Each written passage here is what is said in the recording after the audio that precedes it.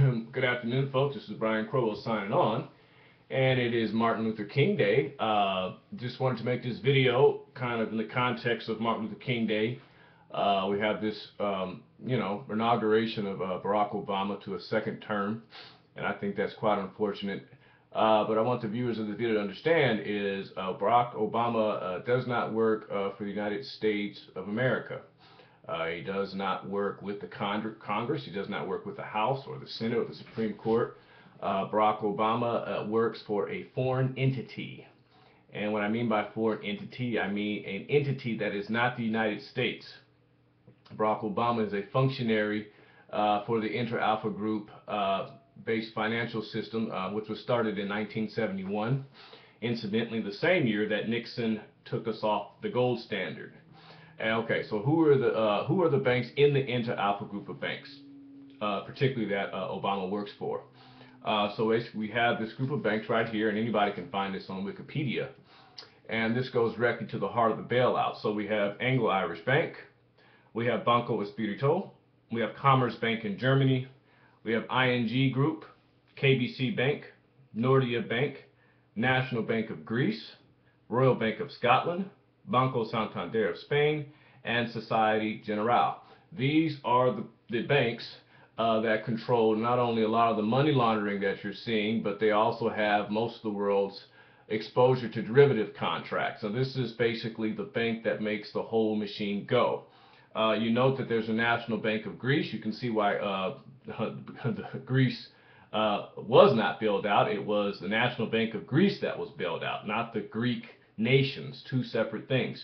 You notice Anglo-Irish Bank in Ireland, their economy's very, very, very, very bad, because they made a mistake of bailing out their banks. And you have Banco Santander in Spain, which is also in very bad straits.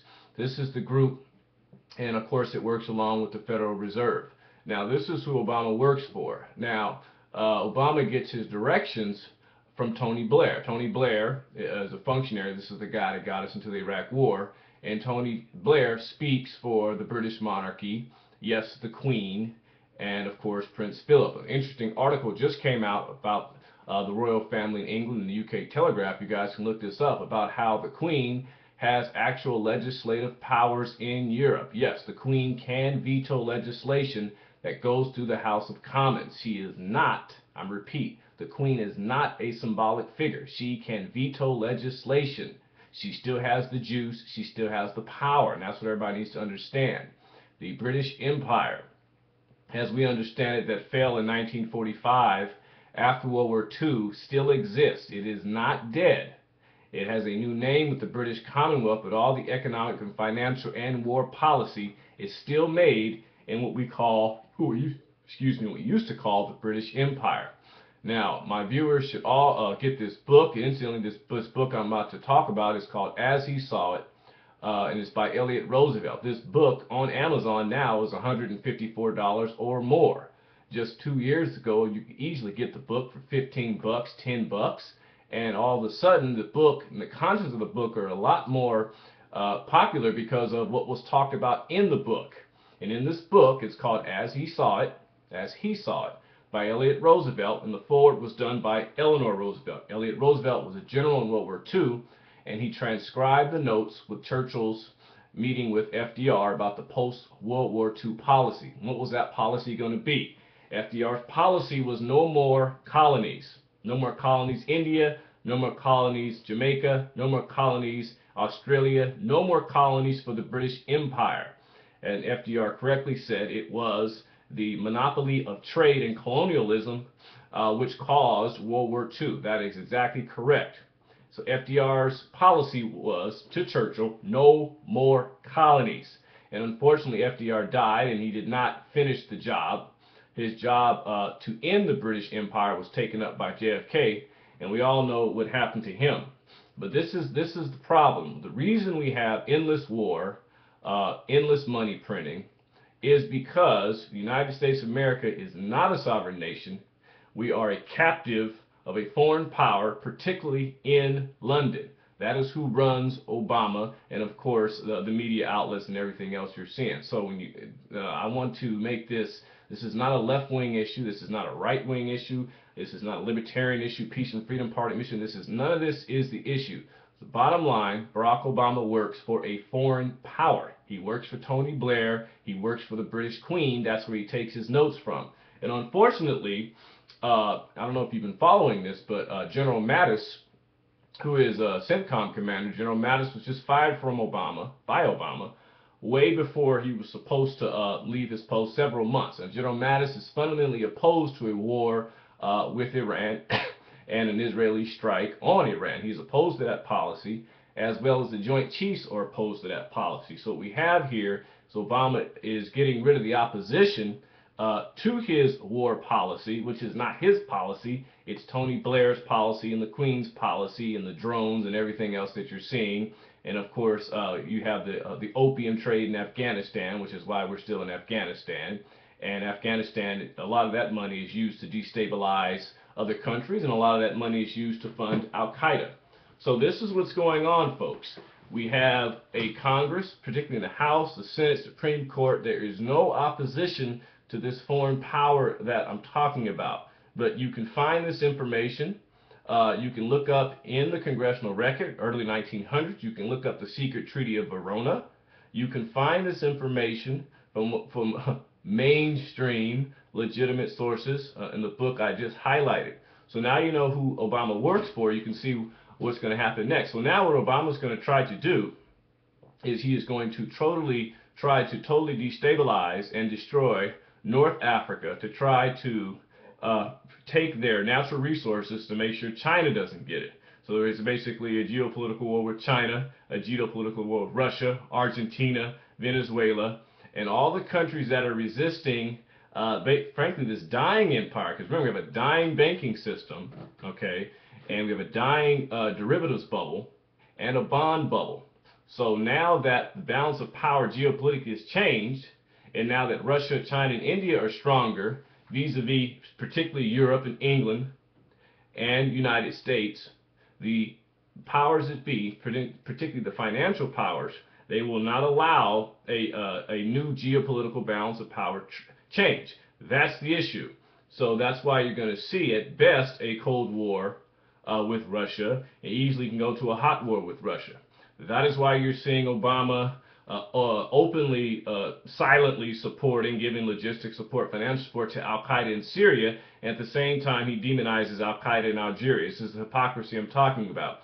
You can go to any source, New York Times, CNN, MSNBC, you can go to mainstream Western sources and type in Al-Qaeda in Syria, going all the way back to the beginning of the invasion in Libya, and you will find that Al-Qaeda was in Libya. We allied with, we as the United States, allied with Al-Qaeda to get Gaddafi out of power, and then all those jihadis left Libya and then went in to destabilize Syria. Okay, that's the issue.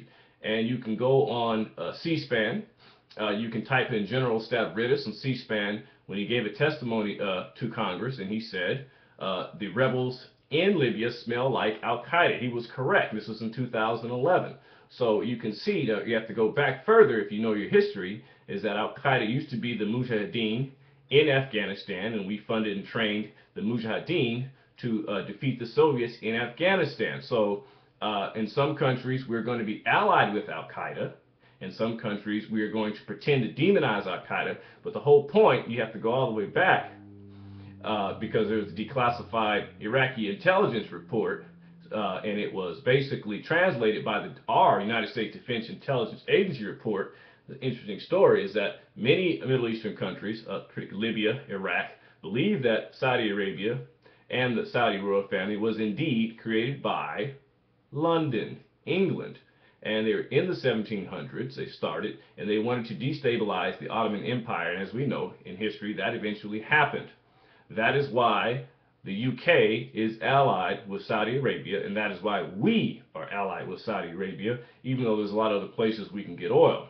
So everything I'm saying, you can go out and find it. I'm not speaking any conspiracy theory whatsoever. You can go out and find this information from official sources, and you can see why things are happening the way that they are. Now, I guess people are following this kind of story, gun control, gun legislation, is two things. The first thing is when you have economic crises, the first thing you do is, even though it was a big tragedy, you need to distract the population from their lower standard of living, higher prices of energy, higher prices of everything else, and an increasing income disparity. So what you do is the media will recycle stories, Montateo, all this crap to keep you distracted from the policy and your Bill of Rights being taken away from you. So that's all that is. Just like that's why France went into North Africa to try to bomb in North Africa to try to distract the people in France from their economy over there. But the Western and United States economies will never recover because we have basically mortgaged our future to a bankrupt derivatives bubble. And that's the issue. And that's what CNN and MSNBC won't tell you. So what we need is we really need, and this is a call for all the people who consider themselves decent people, lovers of humanity, and want to work hard. I'd like to see they coming together. The libertarians, the real libertarians, are the people who consider themselves progressives, or on the left, people who consider themselves moderate. We need to absolutely break these banks up, and we have to force the speculators to gamble with their own money and not with taxpayer money.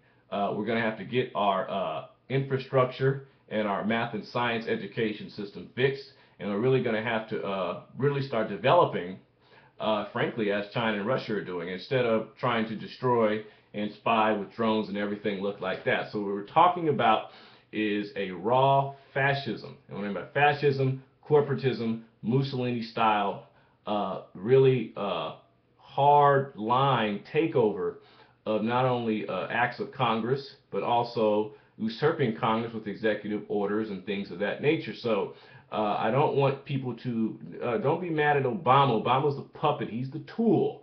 You want to just follow Tony Blair. You want to follow Prince Bandar, who's Saudi intelligence. You want to follow Saudi King Abdullah. You want to follow David Cameron. You want to follow, that's where the news is. You want to follow the money and the people who really control things, and then you'll know what's going on.